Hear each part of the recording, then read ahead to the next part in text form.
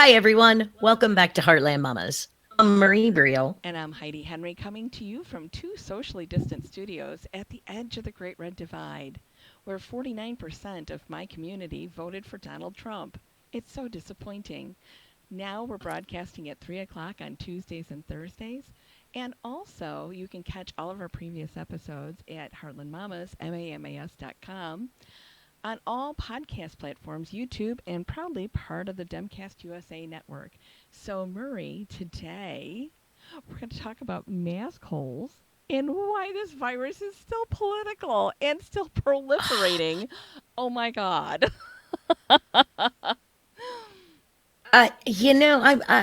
When we were talking about our show, when we're doing our pre-show and our pre-work, I sort of slipped through time for a moment and flashed back to the 1918s, the pandemic back then, and I wondered to myself, were there as many people ready to take a baseball bat to the anti-maskers' heads as there are today? Because I get it, we're frustrated, we're tired, and they talk about COVID fatigue, and as we were talking about Yeah. COVID fatigue, I said I really think they need to add into it the COVID fatigue of watching people deny science. Just yesterday, Yeah. there was a nurse, or over the weekend, I saw that. she had done a Twitter post and she was saying that she had a night off and she was going to spend it on the couch with her dog. And that it's really hard for her being an ICU nurse and having people deny COVID till the very end. They will yell at her because she's wearing protective gear and say it's not real. And this isn't just one; Yeah. it's multiple. And when you're facing that level of ignorance or animus or whatever you want to call it, how do we fight it? I think that's the problem, Murray, is that you and I live in a much more red area than you do. And I have to deal with this, especially in my small town, where we've had restaurants in town that have closed down because the cook, the waitresses, the manager, the prep cook all had COVID. So they shut down and they're like, we think we'll be closed for a few days. No, you're going to be closed for a lot longer. And it's one of our favorite places to go. But yet they were packed all the time, shoulder to shoulder. It's such a small restaurant, you can't be 6 feet apart. People meet there for coffee that are not part of a familiar group. They're friends, so they sit there without their masks on, talking person to person, sharing saliva, sharing air, sharing recirculated air while they share a meal together. And that's a beautiful thing. I can't tell you how many wonderful meals I've had with friends in this restaurant. But at the same time, we're in a really weird situation right now. You can't deny. I have not eaten inside of a restaurant since March, maybe even Me before. Yeah. either. So, Yep. yeah, and it was probably about mid March, just as this was becoming a thing. A friend of mine invited me out for lunch. I'm like, but we decided to go because we knew it was going to be the last time for a while, and it's part of my social circle. Oh my gosh, I'm sorry, I forgot to turn my phone off, Marie. So let's see who's calling Heidi. Well, Hi, you're on Heartland Mamas. it's a little old guy that wants horse manure for his garden. And I'd be happy to send Okay, some I did not over. need to know Oh, that. well, you asked. But Heidi, you bring up a really good point, and I Mhm. understand that there are a lot of small businesses and restaurants and bars who are struggling. Yeah. That there isn't much of a chance that the chance of them being successful over the long haul and making it through this is less. Yeah. But I know that they have employees working depending on them, but I also think it's extremely irresponsible. And I know personally, if I find out that a restaurant, even if it's one of our favorites, we just found out one of our favorite places, okay, that we get once in a while, is doing indoor service, Right now? even though they're not supposed to be right now. Oh my gosh. And we went, well, I guess we're not going to be ordering from them anytime in the near future. Well, There are tons of restaurants up here doing indoor that are doing service that. And when they shouldn't be. well, but Marie, I live really close to two different counties. in one county, the county I actually live in, reside in, has decided to follow protocol and not, you know, to send the sheriff in or the police in and say, look, you can't, they're not going to bust everybody, but they're going to say, look, you got to close down, right? We're going to be nice about it, but they've got to do it. Although there's a biker bar right down the road from me that's staying open, and packed, absolutely packed over the weekend. But the county just to the east of me has decided that their state's attorney and their sheriff is not going to enforce it, and neither are most of their police departments. And their bars And are you're right, packed. Heidi. You bring up a really good point Mhm. that I want to discuss, and I want to talk about leaders, elected officials who don't believe in this virus, or if they do, then their belief in the virus is less significant than their ability to be reelected, their popularity. Right. It has to have some impact on reelectability, I imagine. I know it does here. Well, But but if they just found their spine, I think that they would gain a lot of respect from the people that elect them. I'm going to look again to this county just to the east of me and say, we're going to not allow this. We're going to enforce the public health and safety standard to protect our community. And we're not going to let you do this. And I think that the mass holes that are out there are going to say, you know what, we really need to kind of fall in line. And maybe, you always get after me for being kind of fanciful in my thinking. But I do believe that if, no, you see the best in people. I well, see the worst. That's why we make a good some team. days, Marie, some days I do, some days I I can don't. tell I can tell exactly what kind of a person somebody is in a very short time of knowing And I them. always think I can I'm gonna have kind a of sixth change sense it. about Yeah. that. And And you think you can change it. I You think do. that I they think just need lo- help or logic, um reason, skill, like they lecture. need something to, and I know that that is not a possibility, let's be Oh honest. my People gosh, don't change. I keep hoping, and we're watching Governor Reynolds, our least favorite governor from next door in Iowa, put some kind of weird mask mandate down that, like, if you're only in a place for 14 minutes, you don't have to wear a mask, but if you're in there for 15 minutes, you better wear a mask. It's just like a bizarre. I don't know if the timer is like strapped to your head when you walk into a business, and if you're there 14 minutes and 36 seconds, you're fine.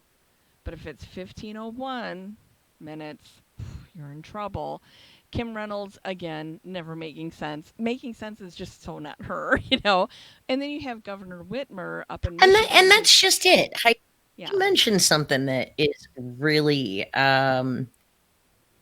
I think you really mentioned something about being elected or doing it for the popularity point. But you have to remember, I think this boils down to that there are not um, people who are Republicans anymore. It's the party of Trump. Trump, right. The support that came out and voted just for him and non-down ballot, as we're starting to see with results. Those numbers show that having that base of angry folks, angry Fascist. science denying Fascist. folks, uh, I wouldn't call the average Joes Oh, fascists. I would Murray, call them come on. no. We've had They this don't talk. know any better, Heidi. They Well, don't know that they're being fascist. They're okay. being I'm controlled sorry. by the Denial, fascists. deliberate ignorance is no excuse. You're still a frickin' fascist. You're a fascist.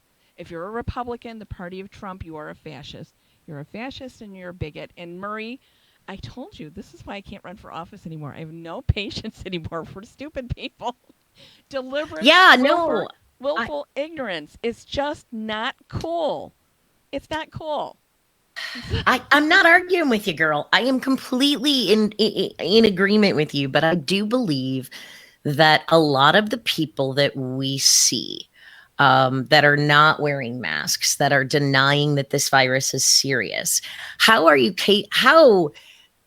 they we going to deprogram them, and we going to get them to get the vaccine, we get them as a society, when you have senators like Rand Paul standing up Jim saying, Jordan. if you've had the COVID virus, go party, go back to work, go back to Oh living, my when God. we know people have been reinfected. Just last week Yes. on Friday, Chuck Grassley sat on the Senate floor and ripped one of his colleagues Yeah. apart for wearing a mask. He's Right. like, there's no cameras necessary here. Well, there were, but there's you're grandstanding for nothing. We're over 50 feet away. Take your mask off. Mm-hmm. Well, guess who tested positive for COVID? Yeah, and he's an old Chuck, man. 78-year-old Grassley. I do believe he may be the oldest senator still One left. of the oldest ones, yeah, and not in great health, not in great shape. In fact, there's always a rumor about uh, the what is it? The pharmacy, the Congressional pharmacy delivers anti-dementia drugs to him. Sorry, Chuck Grassley.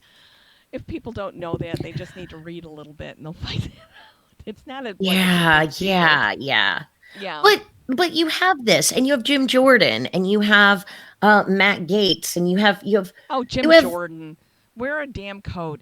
And then he takes off his coat and he tells people to get together, have the biggest gatherings you want for the holidays. Just go ahead, go Black Friday shopping, masks be damned. You know what, Jim Jordan? This is why Ohio is so red. that So that brings something up that we need to talk Yeah. about. We need to talk about, liability. Okay. Yeah. So I was watching the Senate hearings where we're talking about, gaslighting. We've talked about that many times. We're talking about science denial. We're talking Yeah. about being selfish, all those things, right? Right. That we have leaders that are putting lives at risk Mm-hmm. because they are afraid of the current president. I Right. mean, not allowing the incoming administration to have access to briefings on distribution of a vaccine, not to Freaking mention all the other childish. components. We're going to have a lot of rebuilding to do Yeah. here. And it's going to involve everything from the fairness doctrine, Yes. and moving to Section 230, shaping regulations for that, for the frontier that is social media and internet, Yes. because they are a bit of both. They don't fall under Right. either Right. category, Yep. So they do need that. And Yeah. and then we need responsibility and liability for officers, for politicians. So if I'm in a theater, right, and I Yeah. scream fire, Right. I get in trouble because I'm Right. creating a false panic, Right. right? Mm-hmm. Jim Jordan. Is there a law that you're in the middle of a panic and you're denying it? Because I Right. think we need to address that. Well, Murray, right now we have congressional hearings going on about Facebook. And you and I talked a little bit, and ladies and gentlemen, we're going to I do was a. watching those today. I know you were. I had to go to Menards for my husband with my mask on. So, but I'm we, such a geek. I get so excited when I see C-SPAN and I, hearings. I'm I such a would nerd. love to have watched that today, but I had to go to Menards for my husband. Because I don't let him go anywhere because he's not well. Anyway, so we were talking about. Margaret, you're right. Multiple people have been infected for the second time. Sorry, Right. Margaret Well, just popped in on our and feed. we'll talk a little bit about that. But one thing that we were talking about the hearings, and Mark Zuckerberg is there from Facebook, and we are in Facebook Live. So hi Mark, if you're a Heartland mama, hi Mark. So I'm sure he tunes in. Anyway, and there was a movement afoot that if the election went one way or the other, all the Democrats were going to go over to Liker, and all of the Trumpians were going to go to Parler. Well, Parler's had quite a boon lately. And so in that echo chamber, they can keep hearing Jim Jordan in their ear going, don't wear a mask. This is But all there's a fake. reckless, there's a moral, there has to be a Reckless. criminal liability here I think somewhere. so. And I know that you can't, because then it infringes on the First Amendment, Does and it? it is an Fire. exchange place. Fire. I Murray. know, it's a very difficult question that we are going to have to face as a nation, because you can't have I mean, you can say whatever you want, but there needs to be consequences for those things. Well, And if you look yeah. at Parler, you have legislative officials, you Hmm. have White House officials, you have government officials on Parler saying things that they don't say on Twitter or don't say on Facebook. And you know that there's something Snowflakes. wrong there. I but again, like you said, it's an echo chamber. It's a conservative echo You're right. chamber. No, you're right. You're right. We're all right, but they'll spell your Y-O-U-R. So You get bounced for doing that. They know you're a liberal if you don't use all caps, I've heard. So I've heard. oh, or punctuation.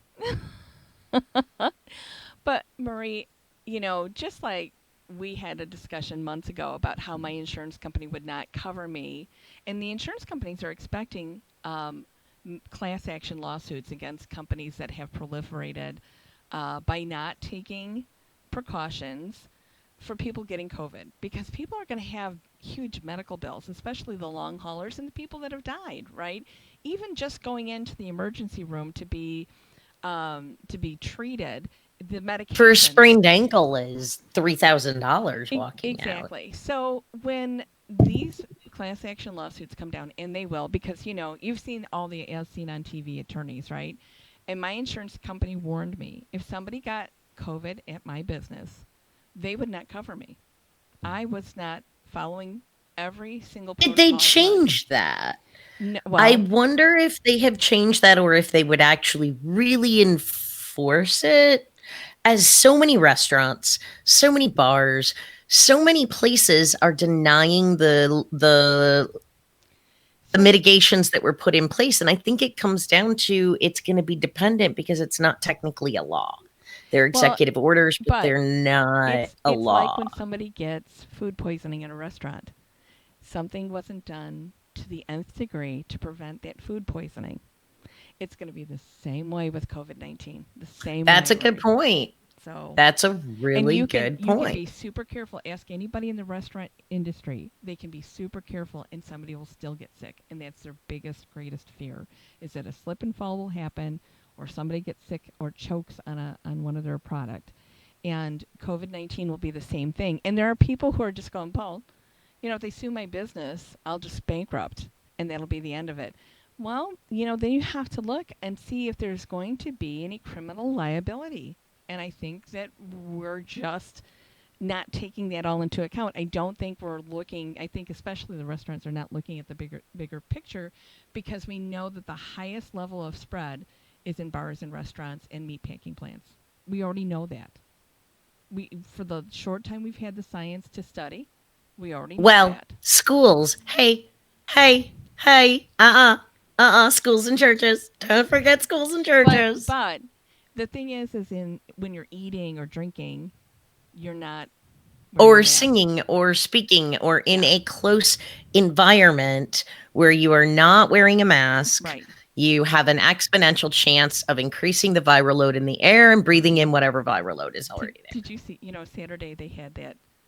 I don't know. Was it the Worldwide Unite the Right rally or whatever it is that Trump There were like instigated? what, 10 people Yeah. showed But did up you see and that then there one was a picture? fight and they blamed Antifa. Yeah. Yeah. Okay. Did you see the? I think he was hoping it would be bigger Yeah. Nobody came. to get. Nobody cared. I I know. told you these are like the laziest supporters So who. who the hell voted for him? Nobody would get off their ass and No. go to DC No. or march in towns Because are they really bad organizers? Honestly, I the Republicans are not good organizers. They no, I don't think they're do good the whole organizers, protest thing real but I well. think they have to have more cold beer and maybe somebody that comes and picks them up at the house and brings them and then returns them with The food. NASCAR pace car comes and picks them up on a party bus. That would Oh my god, work. that And would I'm be sorry hilarious. that was so incredibly stereotypical, and I apologize for that, but But that's seems kind of kind of funny. true. But did you see the picture of the one guy that had his mask down under his chin and he's speaking and like all this spittle is coming out of his mouth while he's talking, and the New York Times captured that picture and it was like a big spray coming out of his mouth. I'm like, oh my god, talk about a Trump supporter. So I But Murray, at some point, we are going to have to talk about deprogramming, and So I think Heidi, what happens in January, yeah, January 21st, when Trump has left? We know he wants to create some sort of Trump Network. challenger Twitter, Fox News, Well, he's whatever.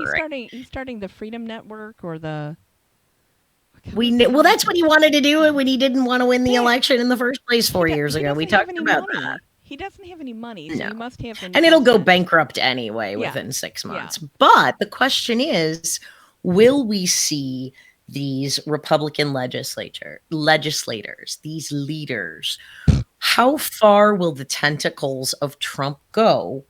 His influence, how far will it go?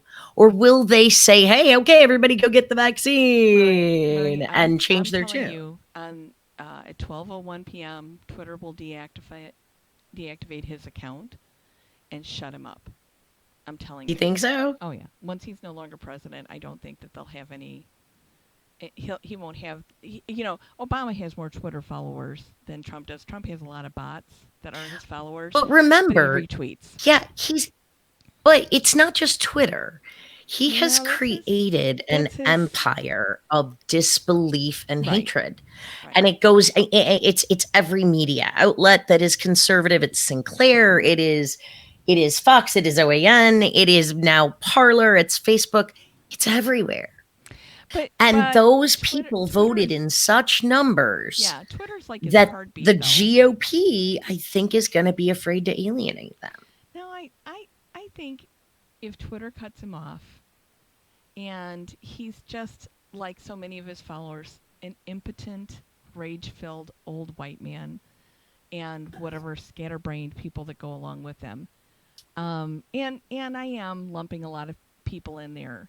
And at the beginning of our show, I said 49%. It was actually closer to 60% of my area went for Trump, which is terrifying, because I I know so they walk among us. They don't. They walk among us like Well, children of the corn. They hide exactly. in their NASCAR garages and come out when visitors come. I don't know. It seems like they're more partying, spreading coronavirus in the street than the children of the corn metaphor. I'm But just trying to, it's just like people who believe that the stars and bars are, it's like a sign of rebellion instead of a sign of racism and a sign of bigotry. They have their facts all screwed up and they don't really care. And it's trying to get them to care about what because bottom line, we all want kind of the same things. We all want a safe, clean environment to live in. We want our kids to be healthy and happy. We want ourselves to be healthy and happy. really, We want, can I just ask? Do we all want? I don't believe that anymore. I really? do not believe that humans are driven by the same motivating factors. I So, don't believe it anymore. so what No, are the sorry, motivating? I disagree. What are the motivating I factors think that then? I think people can be motivated by those factors that you Mm-hmm. mentioned, care for their families, care for, Well, that's true. They're but they're it get planning on killing grandma this holiday season because she doesn't believe and they don't believe and it gets into right. it's like It gets into, Murray. I what know motivates people. I know somebody who's recovered from COVID that goes and hugs their mother all the time. Yeah, I I mean, know. it totally doesn't matter to this person that they could be reinfected and they still could be infectious because they don't Yeah. believe it's that big of a deal. They think now that they've had it and recovered that they don't feel you know, this mother is in danger. And that's a mentality you can't get past, right? But that's the question. At some point, Trump will go away, and he will still have a something to scream into, whether it's Parler or He'll OAN scream or into whatever it is. He'll find parlor. some way to spread his hatred and spew his lies. But will the influence that he has with the voting public, will that be diminished with his diminished public presence? Yes. And if so, are the Republicans going to kick themselves in the ass for Murray. killing off half of their constituents? Well, and here's the truth of the matter. Over half of the 15-year-old kids in high school right now or homeschooling, whatever they're doing right now, are not white. Over half, well over half. So they're not white. And of the portion that are white, a majority of them are female. This 2020 was the last gasp of the Republican Party. You cannot be a white, patriarchal, racist, homophobic, bigoted, Nationalist. nationalist, run up the debt, anti mask, anti healthcare party anymore. This was their last chance. I'm telling you. In areas like mine that are mostly red, this proliferates. But the majority of the country, and I'm talking about the blue states in the more urban areas, are not going to be the demographic that's going to vote Republican. This was their last chance. This was their last chance at American apartheid, and it's I don't gone. know. Well, I think that's definitely a topic for another day because I think that that's a good idea to talk about. Yeah. But as far as we going into as far as us going into the holidays Yeah. and not having any leadership from county to county, like you said, one county sheriff is enforcing it, one county sheriff isn't. Mayors who are pushing for kids to be back in school when the infection rates are insane. So when he disappears and we start, are we going to learn any lessons? And how do Well, we get people to understand that this was real because the next thing that comes along will be real too? but And I Marie, think a lot of that has to do with our moving forward as a nation. And I don't like being litigious and I don't like regulating everything, but I'm sorry, we can't be trusted with our own ethics, with our to our own devices. Henry's wearing a T-shirt today that's kind of fantastic. It says, "In my defense, I was left unsupervised." I don't think that the general American populace yeah. should be left unsupervised. It just doesn't. People will not do what is inherently best for others. Altruism does not exist, and that is the end of that. Well, So, I have something to say though. Is okay, that when FDR became president, America was at the same boiling point. We were this close to being a fascist nation. We would have been on the other side of things for World War II. That's how close we came to being part of the Soviet thought process, part of the imperialism from Japan, part of Nazi Germany. We were this close. And if it were not for the leadership of FDR, we would have been a fascist state. We were that close. But what happened is things got better. And you can look at murals painted on the walls of every empty downtown, murals of the 50s and 60s, to see the success that FDR brought to the United States.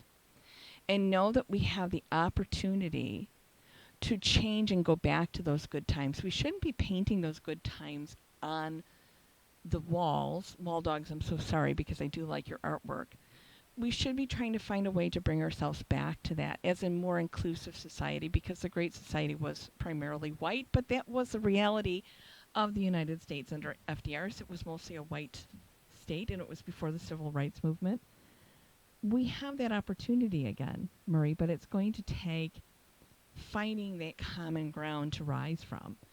And COVID-19 may clean out a lot of the Republican Party. Either they're going to be sick and have residual um, medical conditions, they're going to be dead, or they're going to have so much debt from being sick that they're going to need help from the federal government to no, they'll just change. have debtors' prisons that we'll put them Well, in. that was the Half plan the of states Trump. do, and we heard Florida now. If they think you're looting, you can shoot at people legally too. So Yeah, Rick I DeSantis. wouldn't. Okay, so I wouldn't put anything to the success of even individuals and better times. I fear that we have reached a point. You do make a good point. We turned things around after FDR. Things shifted after Nixon. But if we don't start making sweeping, painful change fundamentally, This is going we to be a won't very survive another one. this will be a very painful change, but I think the pain is going to go with the patriarchy, because they are the dinosaurs, and they've made themselves obsolete. It's not that they couldn't evolve, they chose not to, and they still choose not to. And by not choosing to believe in a virus, making a virus political, they are choosing to kill off their belief And they should system. be bunny. You can't. I know it's insane. I Yeah, just law needs to everything this needs is to their catch up. asteroid that's coming But for them. Boom. I do want to tell our listeners, please tune in Tuesdays and Thursdays, but particularly next Tuesday, because next Tuesday we have a really fun episode. It's the real story of Thanksgiving and Indigenous people and not what they teach you in class. So we're pretty excited about that. And we And hope to Thursday, bring that to you. yeah, Don't Thursday. worry, I'm sure the anti-maskers won't be watching. Yep. We won't be having a show on Thanksgiving, I don't think. Maybe we No, will. No. Okay. So maybe. maybe because Do you we're want a show on Thanksgiving, guys? not going You got anything anywhere. better to do? We don't. Yeah, we can't go Yeah. anywhere. My son wants a Popeyes dinner from Oh, chicken Popeyes sandwich. turkey fried dinner, and my husband's like, "No, you're making a turkey, but it's just going to be us, so maybe we will." But folks, thank you for listening in. And I think Heidi made some really amazing points today. And I think we need to figure out how we are going to move forward in a world of disinformation. And whether that's taking those that refuse to believe and putting them on a cruise ship and sailing them off into the sea and then No. reshaping the next generation. I don't know. I will herd them But into Florida and cut Florida loose. I've been telling you that for years now, Marie. Just man, there's a couple of states we could put them in. I'm thinking South Dakota. You well, no, because know, it's too close to our Canadian neighbors. We like Canada, and Canada true. We has don't want to done hurt our Canadian Canada neighbors. for population.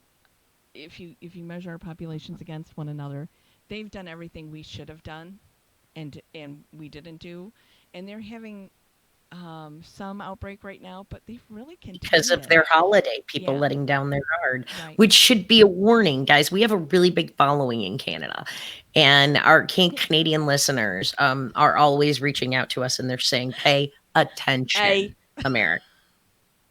Hey, I, hey, hey. A. I don't know how to talk Canadian. I don't know. But thank you guys for tuning in to us today. We enjoy seeing you every Tuesday and Thursday live on Facebook at 3 o'clock. Tune in again. Next Tuesday will be a special, real Thanksgiving episode. Yeah.